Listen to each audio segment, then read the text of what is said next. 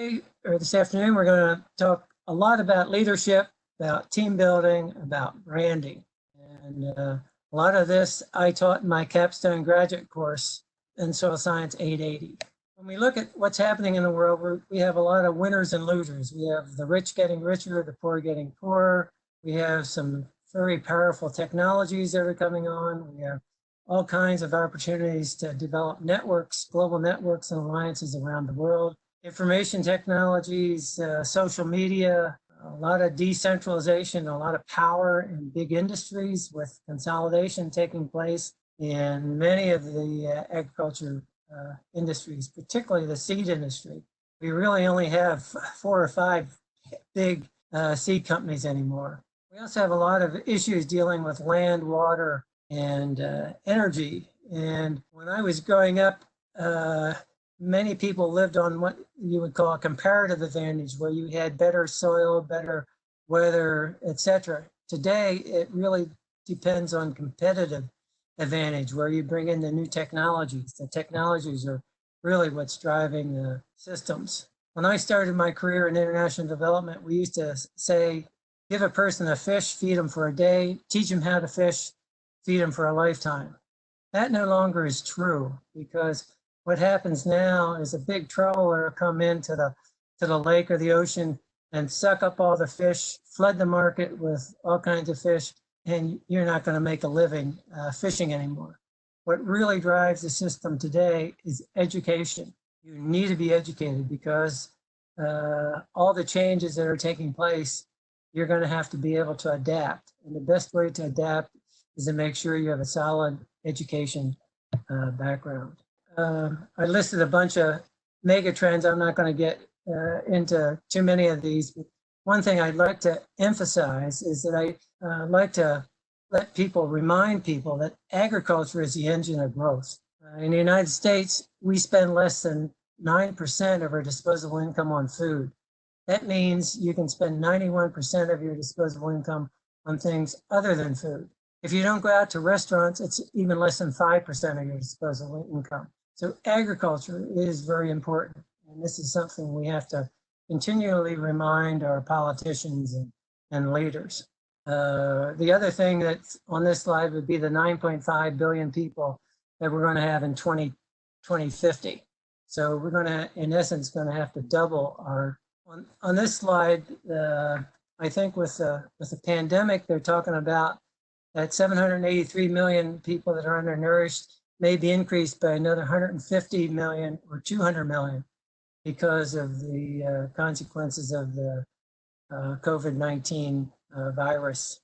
Again, these are things we talked about, the 9.5, 9.6 billion, urbanization taking place, water, competition for water, and the need to double our food production. Again, agriculture has a tremendous impact on the environment, on labor, on the economy, energy, biodiversity, and health. The picture on the left is a well in northern Michigan, and the other half is a slash and burn farmer in St. Kitts in the Caribbean. I'd like to spend a little time on reviewing where we're going in life.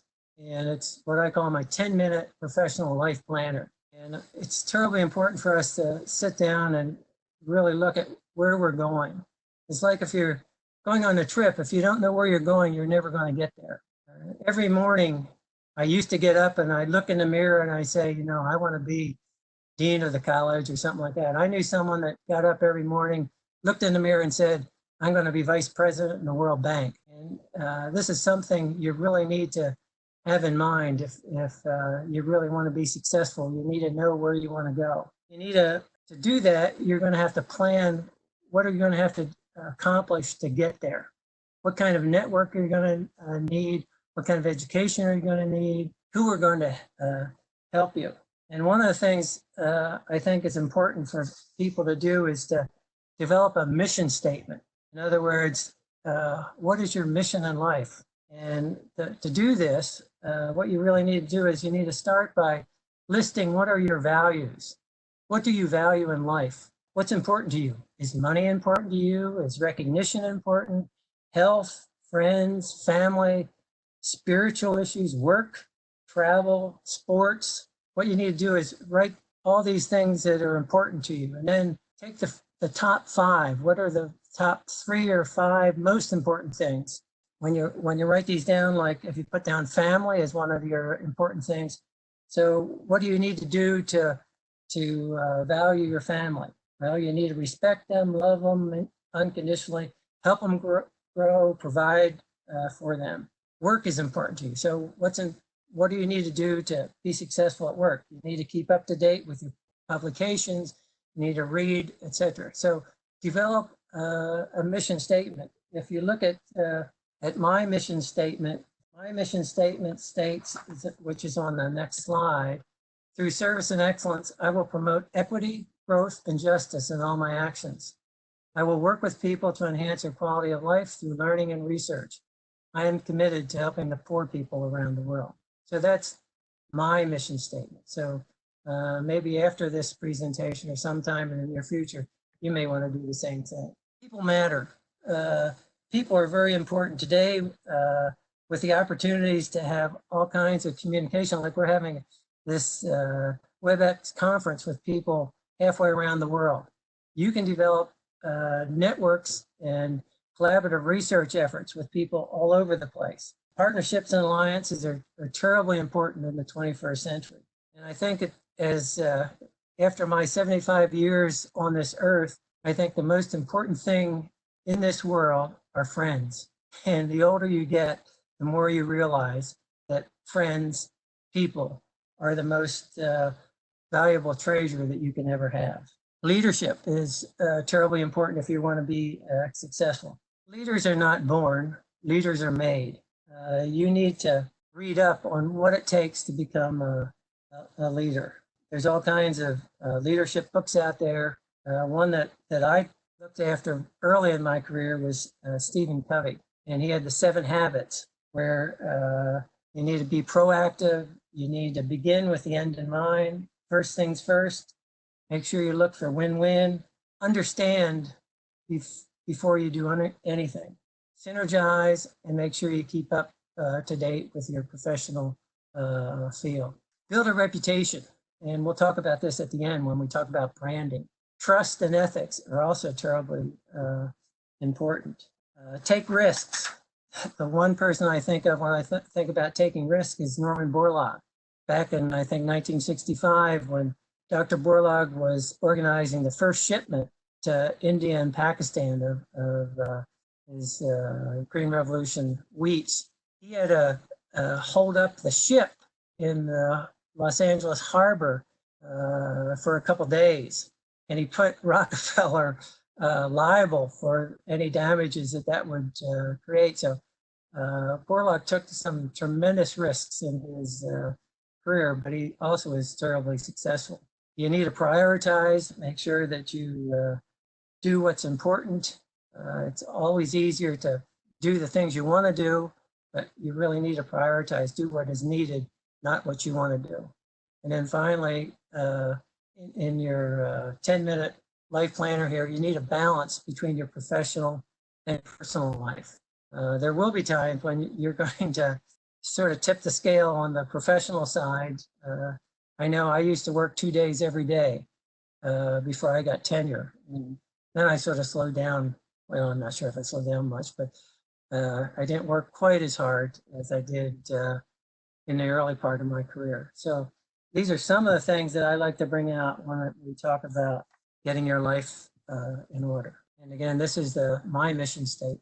When we talk about leadership, I think this is a good overview of what it takes to be a leader. The big thing the leader is going to do is they're going to develop a vision. So where are we going to go? Where is my research project going to head? What are the things I'm going to try to understand and add value to and add more understanding to these things? I think today with the health crisis that we're having, we need more leaders than ever. And particularly now there's a lot of leaders that are trying to balance the health issues with the economic issues. So where does health come in and where does economic growth and economic situations come in. Good leaders motivate people. They develop the vision, they share the vision, and then they motivate the people to accomplish that mission. They make sure that their core values, that all the activities that the organization is going to do rests upon these core values that are important. Listen to understand. I think when I look back over my parenting career, I think the most important thing that I told my kids, my children, my grown-up children now, is that the first thing you need to do is put yourself in the other person's shoes. Understand where they're coming from.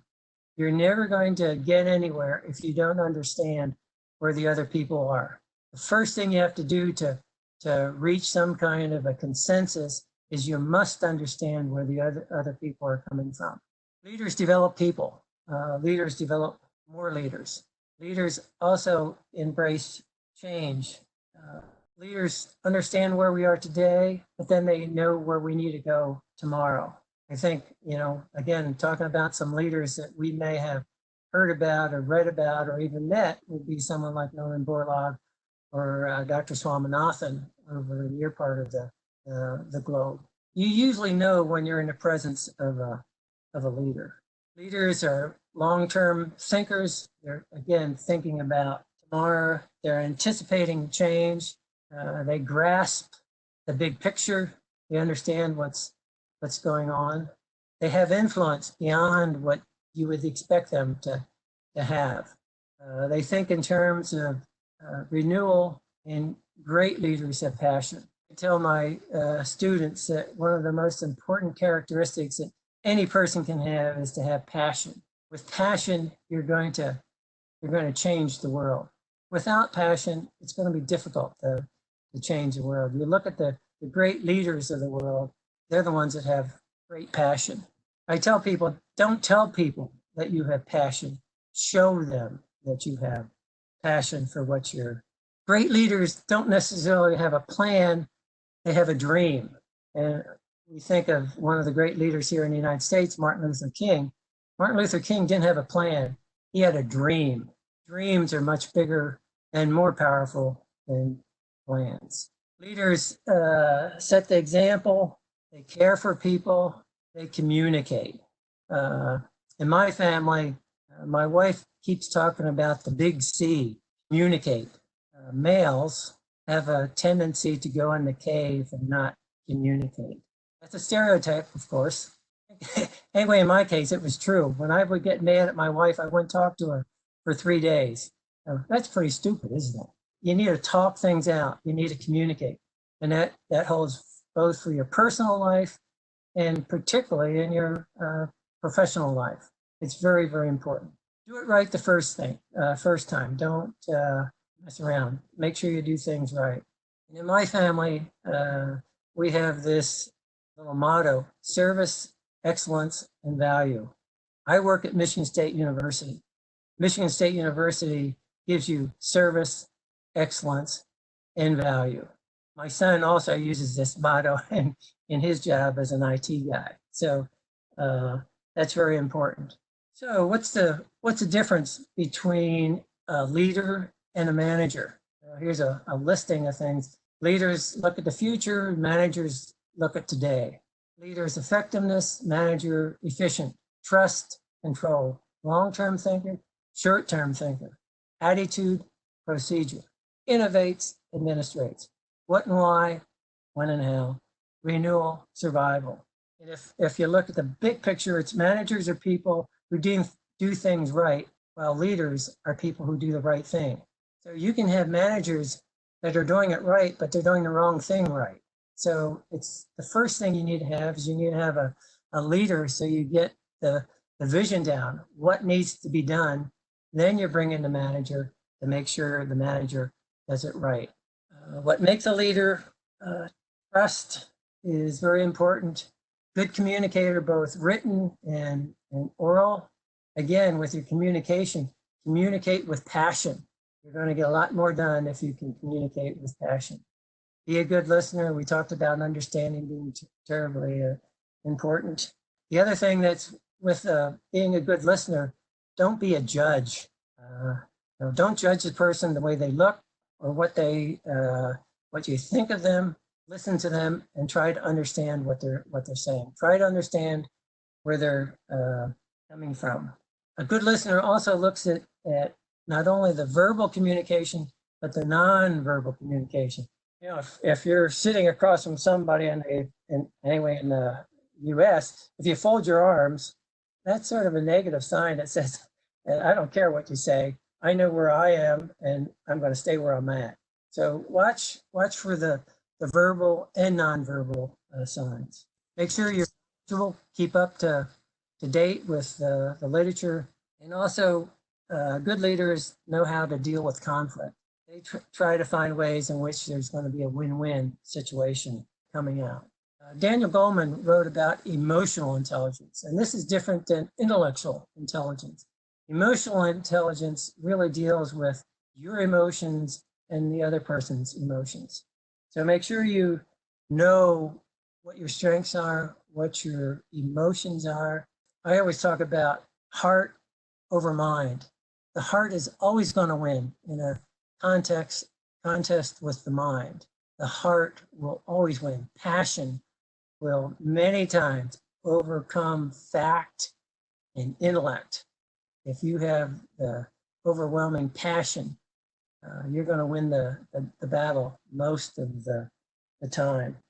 Manage your emotions, find ways to motivate yourself, make sure you understand other people, and make sure you know how to deal with other people, handle your relationships.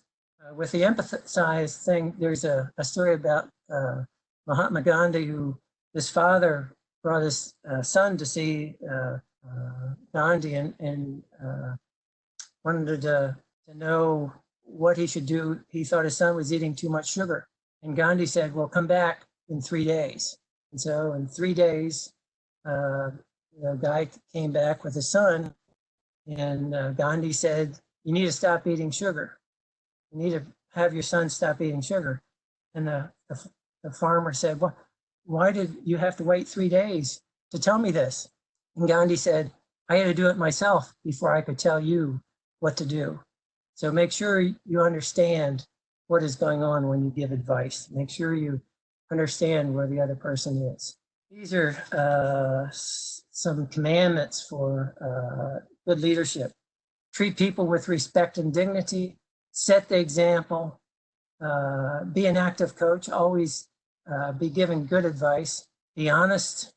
Insist on excellence, not necessarily perfection, close to perfection and excellence. Build group pride. Show confidence in your people. Be able to delegate. Give other people responsibility. Don't be a micromanager. For some of us, that's very hard because we know we can do it better than anybody else, right? That's not a good way to be a leader. Maintain a strong vision. Be visible. Be available. Don't make excuses. Take responsibility. And at the end of the day, make sure you keep developing yourself. Keep growing. Lifelong education is something that's terribly important. Here's some managers are not leaders. Entrepreneurs don't necessarily lead. Intelligence doesn't give you power. Just because a person is in front doesn't mean that they're a leader. And it's not the position that makes you the leader. It's a leader that makes the position. And we're going to talk a little bit about ethics, because ethics are terribly essential for good leadership. You need to be fair. You need to be unbiased. You always need to seek the truth. Make sure that you do things that are lawful. Don't compromise your principles, even on special occasions. Be proud. Make sure that your family is proud of you. Your spouse or your friends are proud of you. And I have another little saying: growth, equity, and justice. In my research, those are the things that I tried to do. I tried to make things better, not necessarily bigger, but better and more efficient. Equity meant that not everyone was the same, but everyone had an opportunity. And justice was not just us. It meant that justice was for all. I bring this slide in because it's, again, I think it's terribly important. Communication, the big C. And again, with communication, listening is probably more important than talking. You need to listen with respect, listen with feedback, listen without evaluation or judgment. This is something that we all have to struggle with because we all like to judge people. We all like to judge them against what we think are important or we think is of value. And this is something that we really have to work hard to make sure that we don't judge the people that are talking. Willingness to listen, make sure that you're available. We talked about without biases and stereotypes. These people with long hair, guys with long hair, they're just hippies. They don't have the value that the short hair people have. And again, listen for your nonverbal signs. I remember when I was in Sri Lanka, when I was talking to my boss, he would be going like this all the time. And I thought he was disagreeing with me. But in Sri Lanka, as you know, maybe in your part of the woods, this is not a signal of no, this is I'm listening. So look for the nonverbal. Interacting with constituency. This is terribly important for researchers. If you're going to be a good researcher, you really have to understand where your constituency is. What are the farmers looking for? What are the processors looking for? And again, you need to be genuine and you need to be authentic. You need to be able to go into their house. You need to invite them to your house. Eat their food, give them your food. Unconditional acceptance of your clients. That's very very important. Understanding your clients, which I said earlier. Don't embarrass, don't belittle. You're going to be coming from a different knowledge background. So a lot of time, the people you're interacting are going to say things that you might want to roll your eyes or you might want to sort of sit back and chuckle a little bit. Don't embarrass them, don't belittle your client. The needs of the client are paramount. Demand-driven research is what we really need to be doing. If you're going to have impact, you need to have an understanding of what the clients need. And this brings me to another point. There's a big difference between output and impact. My career, I've been looking much more at impact than I have been at output. If you, as you saw maybe in my vitae, I don't have that many publications, but I do have impact. The oat varieties that are released in Michigan for the last 20 or so years, over 80% of the oats, the certified oats planted in Michigan were my varieties. The MSAT program that I released was used by researchers in over 120 countries around the world. There is a difference between output and impact. They're both important, but in my world, impact is much more important than output, particularly when you're looking at granting agencies. They really, USAID doesn't care how many publications I have. I could have 5,000 publications, and that doesn't impress them. What impresses many of the grantors is what kind of impact have you had? What impact are you going to have? That's what's going to get you the money. So make sure you understand what the difference is between output and impact. Both are important, but in my world, I think impact is much more important than output. And know something about your client. When you're talking to farmers, they talk about their children and stuff. It's easy today to write down, on your digital thing that you have with you, your phone or your computer, the names of the farmers' kids or their ages or their wives' names and stuff like that. When you start asking a farmer how their son John is doing, it adds a different caliber to the relationship. It really improves the communication between you and your client. This is another, to me, important slide that is good not only personally, but also professionally. In your personal relationships, professional relationships, these are the kind of characteristics you need to foster. Mutual benefit. Make sure both of you are going to win. Trust, honesty, mutual respect, very important. Commitment. Make sure you give quality time, quality commitment to your relationship. If you don't give quality time, it isn't going to work. Again, the big C comes out with communication and dialogue. Flexibility and understanding, particularly with your spouse. This is terribly important. Be patient, be flexible. When you show understanding and flexibility, your relationships are going to become much better. Independence, dignity. I know many of us try to control the situation. That doesn't foster independence. That fosters dependence. So to have a high quality partnership, you need to foster independence and dignity. Strategic alliances. You don't necessarily have to have the same values as someone else, but as long as you agree on a certain topic, like you want to clean a certain river, you can hook up with all kinds of organizations that have that same strategy in mind, but you may have tremendously different values. As long as you have the same goal on this one area, you can become a partner with them in that area. Here's a couple TED Talks. I don't know how often you go on to TED Talks, but I've had some fantastic TED Talks over time. My last slide here also gives you a bunch of TED Talk opportunities. At the end of the day, leaders take care of people, both professionally and personally. They're understanding, they give you rewards. At the end of the day, a leader is going to help make more leaders. We're going to move into team building. Today, collaborative research, team building is very, very important. And if you're going to have a good team, you need to have trust with your colleagues. You need to build a shared vision.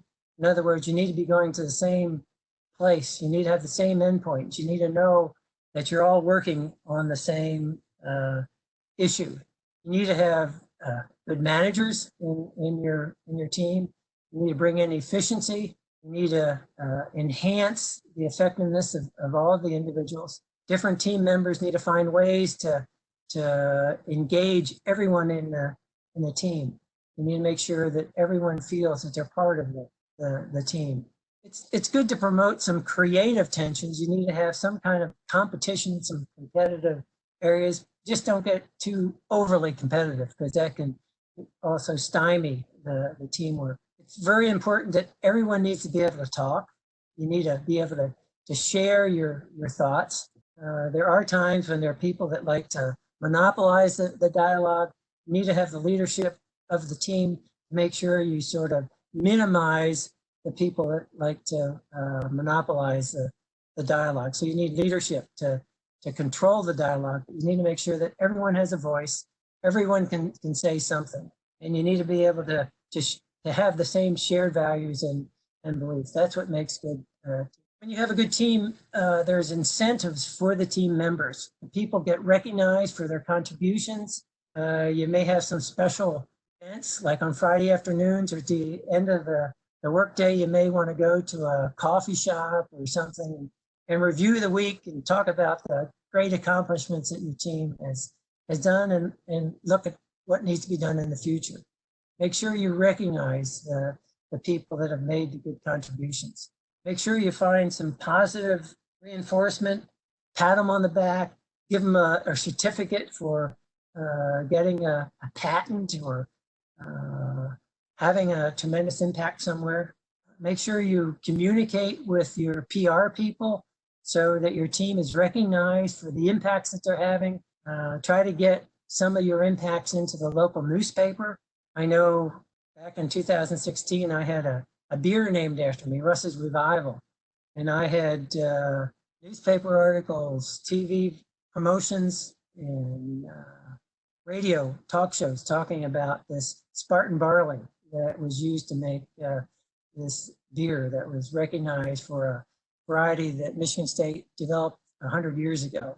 Again, celebrate the accomplishments, encourage creativity. Don't be afraid to take risk, and make sure that you give respect to all the people on your stories. Teamwork. When you have conflict, unresolved, hidden agendas, you have cliques, or you have certain people that don't share, don't include the whole group in what they're doing. When you have status differences, and again, the lack of communication is always something that is not good. Successful organizations are going to have good values, purpose, and goals. You're going to have freedom of choice. It's going to be decentralized. You're going to be demand-driven. You're going to be transparent. You're going to have participatory activities, and you're all going to be lifelong learners. The last thing I want to talk about is establishing your brand. And what is your brand? You saw my brand. Through service and excellence, I will promote equity and growth and justice in all of my actions. I will work with people to enhance the quality of life through learning and research. I am committed to helping the poor people around the world. Branding really is a promise. It's what's going to happen when people work with you. What are you going to give to them? So your publications, your website, your Facebook things, your website, all your digital footprints, your meetings, your professional societies, the network, the Twitter, the emails. And this is something you have to watch out. You always have to, check, Google yourself, see what comes up. And the thing that I like to warn people about is that everything is going to come up on social media. So if you post something that's not flattering or which is stupid, it's going to follow you the rest of your life. So beware of what you put on the web. Don't be join other brand-related communities that are active in your professional societies, in your community. There's a lot of environmental groups and stuff that you may want to join. What is your avatar? What are you recognized for? Like most things in life, power is important in your brand. Does your brand have power? So what kind of reputation do you have? Do you volunteer to be the reporter on a committee? If you're the reporter, you're the one that can write down what you think are the important things that's going on in the committee. Be a leader. Network, with the social media, like, I'm talking with people halfway around the world. You can network with anyone anywhere in the world. Your mission statement again is very, very important. So if 15 words or less, what is your brand? What do people get when they're working with you? That's, to me, very important. Just to bring a little lightness into the thing, not too many people at this person's funeral, even though they had 2,000 Facebook friends. Sustainable development, to me, the most important thing is human capital. I know when I was in Indonesia, I used to tell the people, Indonesia has fantastic soil, fantastic oil reserves, mineral reserves, and stuff like that, but they were lacking in the most important capital, and that was human capital. They only had a couple PhDs in agriculture back in 1972. Technologies, competitiveness is always going to win over comparative advantage. Policies are important, institutions are important, and economic growth is important. Agriculture, health, and education, equity, growth, and justice, service, excellence, and value. These are all kinds of sayings that you need to have in your. When I was in Nepal, I took a picture of this by Dick Harwood. The purposeful blending of traditional and modern agricultural technologies may well prove to be the key to help the world's existing farmers. And here's a bunch of TED Talks I've used over my career. My last slide is: go forth in your life's journey and help make this a better world. Think of the children and their children, remember the forgotten, acknowledge the powerless, include the excluded, help the helpless, and by your actions from this day onwards, lay the foundation for a better tomorrow. I think that's what we're looking for in leaders today. We want to have things better for our children tomorrow. So thank you.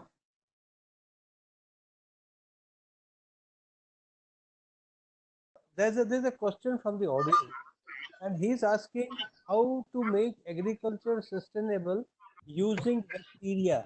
Using Bacteria. bacteria. Oh, well, as you know, there's more bacteria in the world than most anything else. So there are all kinds of opportunities for researchers to use bacteria in the soil as well as in the plant itself. I don't know if endophytes, I guess, are fungi, but bacteria in the soil, bacteria in your body. There's all kinds of bacteria. You know, there's bacteria that can survive in the highest of the temperatures that we know in the world, as well as the coldest. So the life range of the bacteria is everywhere. So there's all kinds of opportunities. The thing you have to know, though, is what can the bacteria do? You know, rhizobia, which affixes nitrogen. You know, that's something that where we're using bacteria in the soil to make nutrients available. We know that's important. So there, you know, to me, there's all kinds of opportunities for people that are working with bacteria.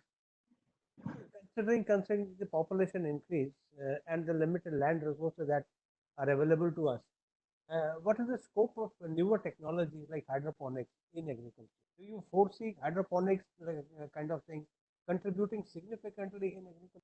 You know, water is going to be a big issue.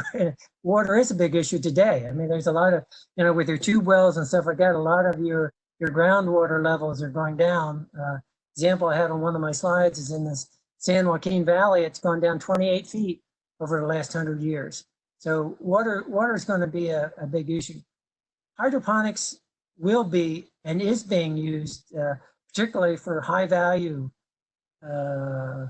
crops that, you know, where you're dealing with things for high end retail use.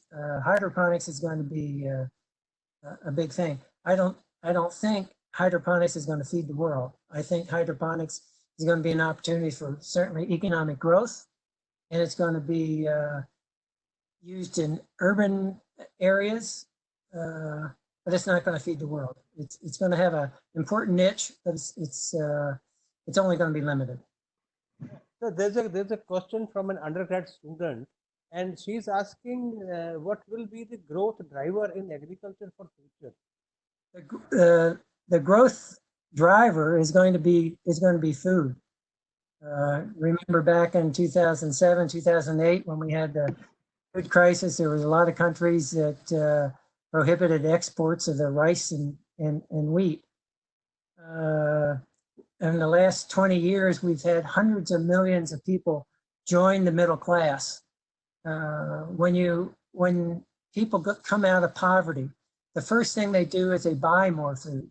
The second thing they do, they buy better quality food. They're going to buy dairy, they're going to buy meat, and that's going to put much more pressure on the food system.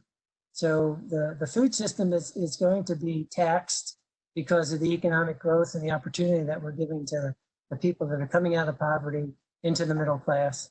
And then when you get into the upper class, even are more food demanding because you buy high quality food, etc. Do you feel the governments of future will be more committed now to agriculture than anything than to technology as such? Will agriculture determine the politics of countries in future? Well, I think the governments understand what agriculture can do. Agriculture can bring down governments. So they're going to make sure that the people, that you guys have onions for your cooking. They're going to governments are going to make sure that rice is available to the population. So yes, you know, agriculture is terribly important in the scheme of the politics of national governments. Many times it may not seem that way. They may not give as much money to research and so forth, but when you come to food shortages and stuff like that, they will make sure that there's money available for the new technologies that are going to enhance food productivity in the future. Sir, I have one query that trust is the major problem between the colleagues, or you can say India is the agriculture based country. So being as a plant pathologist, we have to deal with a lot of farmers here. But you know, they just first thing is we have to build a trust with the farmer. How it could be possible, because we know the work of plant pathologists is actually based on the natural calamities also. So whatever control measures we give to our farmers, that their trust is the major issue with them. So how we have to work with this piece? Well, I think with no matter whether you're a plant pathologist or an agronomist or a plant breeder, the first thing you understand is you have to understand what the farmer wants to do 10 years from now. In other words, what I would do with all my clientele groups is get a bunch of farmers together, a group of farmers, and try to understand where they want to be 10 years from now. And then you have to look at, so if we want to be here in 10 years, what needs to be done? What is the research that I need to do? What is the education of the farmers that I need to do? What kind of government policies are important?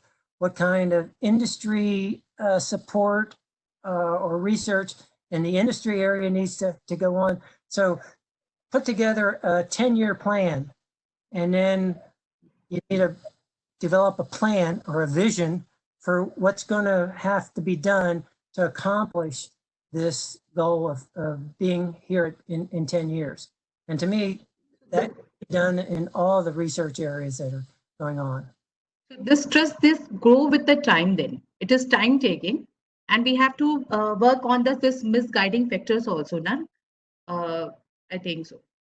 Right. You can identify things that, misconceptions, myths that are out there. So when you look at Borlaug, I think had 5 or 6 principles, and one of his principles was demonstrate, demonstrate, demonstrate.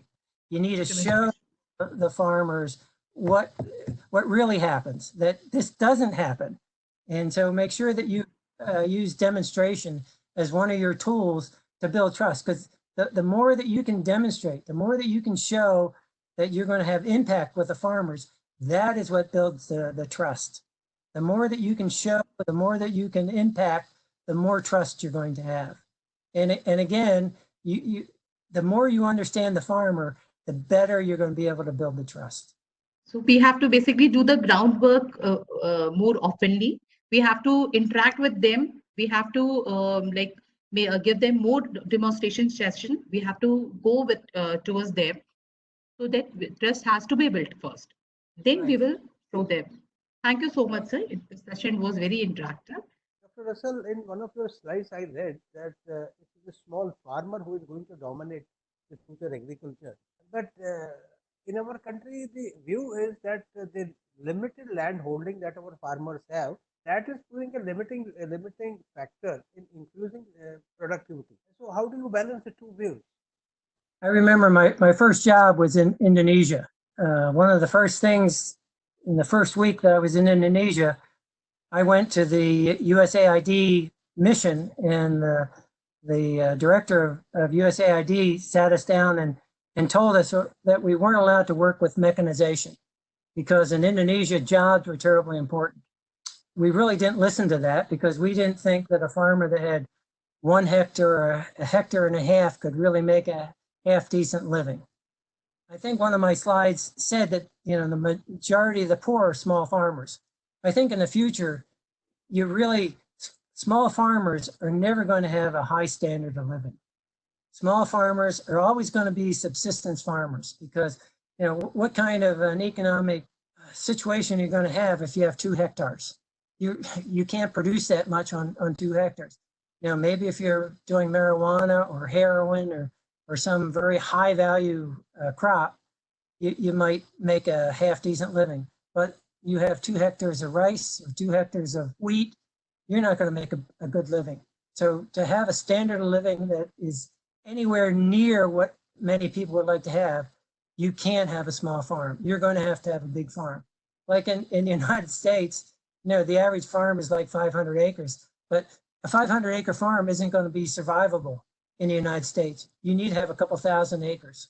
The typical size of a successful farmer in Michigan is probably 1,500 acres.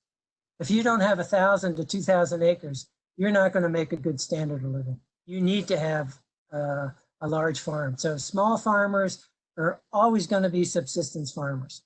I mean, if you want to have eco-tours in 100 years, yes, small farmers are going to be good for eco-tours.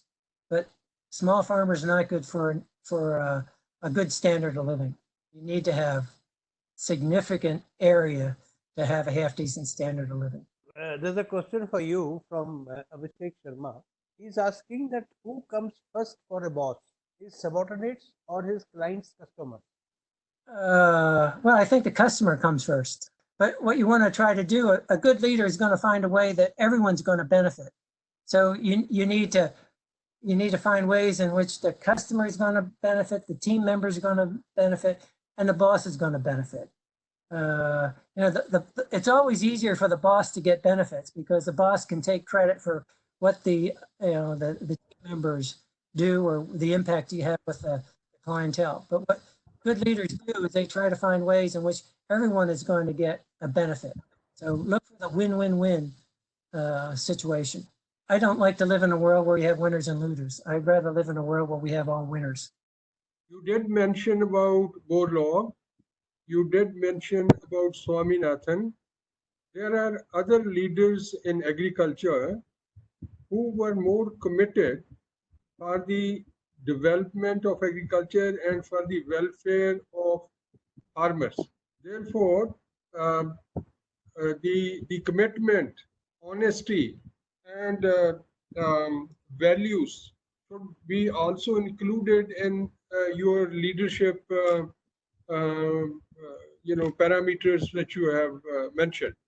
Commitment is one of the very important things to do, and honesty and values. What do you think about it?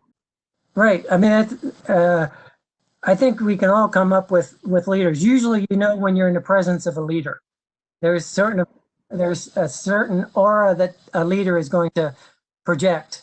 And for a person to be a successful leader, they need to have all these qualities. And if they don't have the qualities of honesty and quality, commitment and integrity, you're not going to be a leader. The people aren't going to follow you. They're going to understand that you're in it for another reason. And but the reason I gave those as examples is, to me, those are two of the leaders that many of the people know about. And Borlaug was the only one that got the Nobel Peace Prize. And that guy worked until he was in his 90s. He still went to Africa when he was over 90 years old, and he died when he was 95, I think. So the good leaders need to have all those kind of characteristics. If you don't have those characteristics, you're not going to be a good leader. And again, at the end of the day, we really want to have impact. And if you have impact, then you can spread the wealth and spread the economic growth.